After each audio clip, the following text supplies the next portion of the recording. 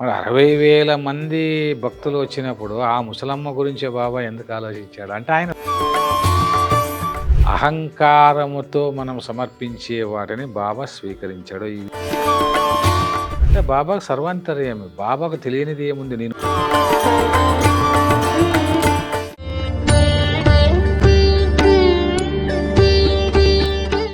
Bhaktivan channel ప్రేక్షకులకు నమస్తే. సాయి సత్సంగానికి స్వాగతం. ఇవాళ సాయి తత్వంలో లీలా రహస్యం అంటే బాబా ఏది మనల్ని ఆశిస్తాడు, మరి మనం సమర్పించే వాటన్నిటినీ అంటే భక్తులు సమర్పించే వాటన్నిటినీ బాబా స్వీకరిస్తాడా లేదా అన్నటువంటి అంశం గురించి మనం మాట్లాడుకుందాం. బాబా ఏం ఆశిస్తాడు భక్తుల నుంచి అంటే ప్రేమను ఆశిస్తాడు. అంటే ధనధాన్యాలు, వస్తువాహనాలు వేటిని ఆశించరనమాట. అలాగే మనము ఎంత నిష్ఠతో అంటే నిష్ఠ అంటే శ్రద్ధతో, భక్తితో, ప్రేమతో బాబాను సేవిస్తామో అంతటి ఫలితాలు మనకు వస్తాయి. ఉదాహరణకు ఒకసారి బాబా భక్తులు చాలామంది పూలహారాలు తీసుకుని వచ్చి బాబాకు వేస్తారు. అప్పుడు అక్కడ ఉన్నటువంటి రేగే నేను పూలహారం వేయలేదని బాధపడుతూ ఉంటారు. అప్పుడు బాబా అతని వైపు చూసి ఇదో ఈ పూలహారాలన్నీ నీవే అని అంటారు అనమాట. అలా బాబాకు మనసుతో సమర్పించే వాటినే బాబా స్వీకరిస్తాడన్నటువంటి విషయాన్ని మనం గ్రహించాలి. ఒకసారి శ్రీమతి కనిత్కర్ మరి బిడ్డలతో పాటు వచ్చి బాబాకు ఒక పళ్ళ బుట్టను సమర్పిస్తారు. పళ్ళ బుట్టను సమర్పిస్తే అప్పుడు బాబా మరి అతని కోసం స్వీకరిస్తాడు, కానీ తర్వాత వాటిని వెనక్కి ఇచ్చేస్తాడు. కారణం ఏంటంటే వాళ్ళు ఈ బాబాకి ఈ యొక్క పళ్ళ బుట్టను ఇచ్చాము, ఆ పళ్ళందరికీ పనిచేస్తాడని వాళ్ళ మనసులో అనుకుంటారు అనమాట. అలా కాబట్టి బాబా తత్వంలో మనము తెలుసుకోవాల్సినటువంటి అంశం ఏంటంటే ప్రేమతో ఇచ్చేది. ఒకసారి మరి ఒక కుష్టు రోగి అతను పాలకోవ తీసుకుని వస్తే బాబా ప్రేమతో ఇస్తే వెంటనే స్వీకరించాడు. బాగోజీ మీకు తెలుసు.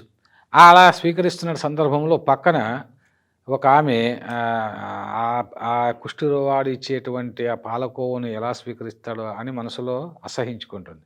అప్పుడు వెంటనే బాబా పాలకోవ తీసి తిను అని చెప్పేసి ఆమెకు ఇవ్వడం జరుగుతుందన్నమాట.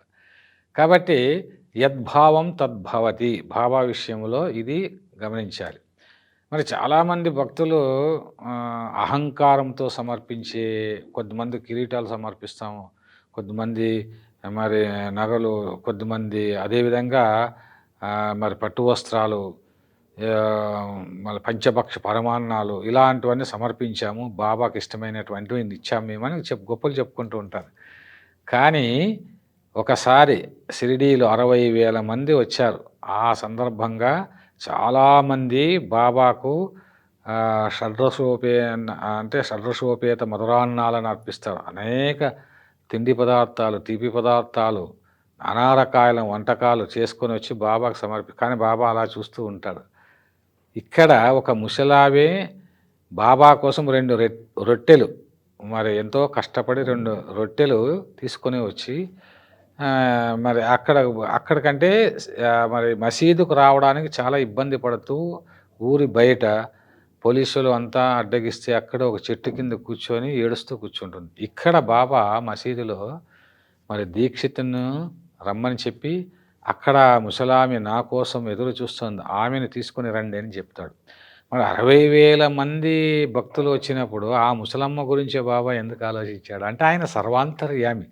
ఎక్కడ ఎప్పుడు ఏమి జరుగుతుందో, ఎవరు ఎలా తనను భక్తితో సేవిస్తారో, ప్రేమిస్తారో, పూజిస్తారో, తన కోసం భజనలు చేస్తారో, ఆ భజనల్లో కూడా ఆ నిరహంకారంగా ప్రేమతో తన్మయత్వంతో చేసేటువంటి వాళ్ళ యొక్క పూజలు, భజనలు, వీటిని నవవిధ భక్తిలో అంటే కీర్తనం కావచ్చును, అదే శ్రవణము కావచ్చు, పఠనం కావచ్చు, ఏదైనా సరే వీటన్నిటినీ బాబా స్వీకరిస్తాడన్నటువంటి విషయాన్ని మనము గ్రహించాలి. అహంకారముతో మనం సమర్పించే వాటిని బాబా స్వీకరించాడు. ఈ విషయాన్ని ప్రతి ఒక్కరు గుర్తించాలి. ఎందుకంటే అందరికీ అన్నీ ఇచ్చేది నేనే అన్నాడు. కొందరికి ధనం ఇస్తాడు, కోరినవన్నీ ఇస్తాడు, కొందరికి జ్ఞానం ఇస్తాడు, కొందరికి సన్యాసం ఇస్తాడు.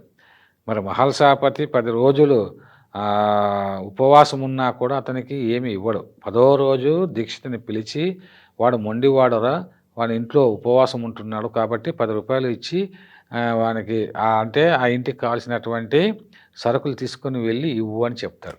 ఇక్కడ మనం మళ్ళీ 10 రోజులు ఏమి ఇవ్వకున్నా కూడా మహల్సాపతి బాబాని ఎందుకు అడగలేదంటే, బాబాకు సర్వాంతర్యామి. బాబాకు తెలియనిది ఏముంది? నేను ఉపవాసము, మా ఇంట్లో వాళ్ళంతా ఉపవాసం ఉన్న విషయం బాబాకు తెలియదా అని అంటాడు. అదేవిధంగా బాబా కూడా ఒకసారి మహల్సాపతి కొడుకు మార్తాండ్ చిన్న పిల్లవాడు, అతన్ని స్కూల్కి వెళ్ళాడని చెప్పేసి కొడుతూ వస్తూ ఉంటే అబ్బాయి పరిగెత్తుకొని వస్తాడు బాబా దగ్గరకు. వస్తే ఆ బాబా ఆ అబ్బాయిని తీసుకుని తన ఒడిలో కూర్చోబెట్టుకుంటాడు. ఒక ఫోటో ఉంటుంది, మీరు చూడండి. ఒక చిన్న పిల్లవాడిని బాబా ఒడిలో కూర్చోబెట్టుకుని ఫోటో కూర్చోబెట్టుకొని అప్పుడు అంటాడు మహల్సాపతితో, అరే నువ్వేం చేస్తున్నావు? ఆ అబ్బాయికి ఎందుకు నువ్వు అబ్బాయిని కొడుతూ తీసుకొచ్చావంటే, వాడు పాఠశాలకు వెళ్ళడు, నా మాదిరే మరి ఎందుకు పనికి రాకుండా పోతాడేమో అనే భయం వేస్తుంది బాబా అంటే, వాని బాగోగులు నేను చూసుకుంటాను, నువ్వు వాడిని ఇంకొకసారి ఇలా చేయవద్దు అని అంటాడనమాట. ఆ తర్వాత మార్తాండు మరి పూనాలో తర్వాత బాంబేలో అనేక వ్యాపారాలు చేసి కోటీశ్వరుడు కావడం అనేటువంటిది జరుగుతుంది. కాబట్టి తండ్రికేమో 10 రోజులు ఉపవాసం ఉన్నా ఏమీ ఇవ్వలేదు బాబా, కొడుకునేమో కోటీశ్వరుని చేశాడు. మరి దీన్ని ఏమనుకోవాలి మనము? అందువల్ల బాబా తన యొక్క భక్తులతో పాటు ఆ భక్తులకు సంబంధించిన బంధువులు అంటే పిల్లలు కావచ్చు, కొడుకులు కావచ్చు, ఇంకా ఇతర బంధువులు వాళ్ళందరి యోగక్షేమాలు కూడా బాబా తన బాధ్యతగా స్వీకరించి మరి అందరినీ భక్తుల కుటుంబాలను, వారి కుటుంబాల బంధువుల కుటుంబాలను కూడా రక్షిస్తాడు అనేటువంటి విషయాన్ని మనము గమనించాలి. ఇప్పటికీ మీరు షిరిడీకి వెళితే, షిరిడీకి మామూలుగా జనవరి 1 రోజు చాలామంది వెళ్తూ ఉంటారు. వాళ్ళు మాట్లాడేటువంటి మాటలన్నీ మనం వింటే చాలా ఆశ్చర్యం వేస్తుంది. ఒక్కొక్కరు 25 సంవత్సరాలు, 35 సంవత్సరాల నుంచి కుటుంబాలతో సహా మొత్తం భారతదేశంలో ఉండేటువంటి అన్ని రాష్ట్రాల నుంచి అక్కడికి వస్తూ ఉంటారు. వేలాది మంది, సుమారు 2 లక్షల మంది పైగా ఆ రోజు షిరిడీలో వస్తారు. మరి అక్కడ వాళ్ళు చెప్పిన అనుభవాలు ఏమిటంటే, మేము 30 ఏళ్ళుగా బాబాకు వస్తున్నాము, మేము చాలా ఆనందంగా ఉన్నాము, బాబా అన్ని విషయాలు బాబానే చూసుకుంటాడు, మా పిల్లలకు ఉద్యోగాలు, మా పిల్లలకు పెళ్ళిళ్ళు, మాకు ధనము, వ్యాపారము, ఉద్యోగాలు అన్నీ బాబానే చూస్తా అంటే, ఇంతమందికి ఇన్ని విధాలుగా కోట్లాది మందిని ఎలా రక్షిస్తాడు బాబా అనేటువంటిది ఎవరికీ అర్థం కాని విషయం. ఎందుకంటే ఓంకార స్వరూపుడు ఆయన, అంటే ఒక ఆదిశక్తి స్వరూపుడు. బాబానే స్వయంగా చెప్పాడు, నేను ఏంటంటే ఆ యొక్క శక్తి స్వరూపుడను, జగన్మాతను, నేనే జగన్మాతను అన్నాడు. బాగా గమనించండి, నేనే జగన్మాతను అన్నాడు.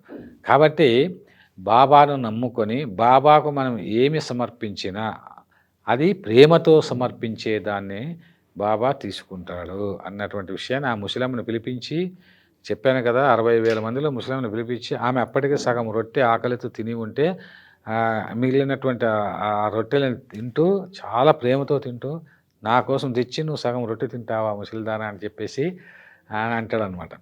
కాబట్టి ఆమె అంతా చూసిన తర్వాత బ్యాగులో ఉన్నటువంటి రొట్టెలను ఆమె సిగ్గుతో, అయ్యో ఇంత పెద్ద పెద్ద వంటలు తెచ్చారు కదా, నా వంట ఎక్కడ స్వీకరిస్తాడు అనుకుంటుంది.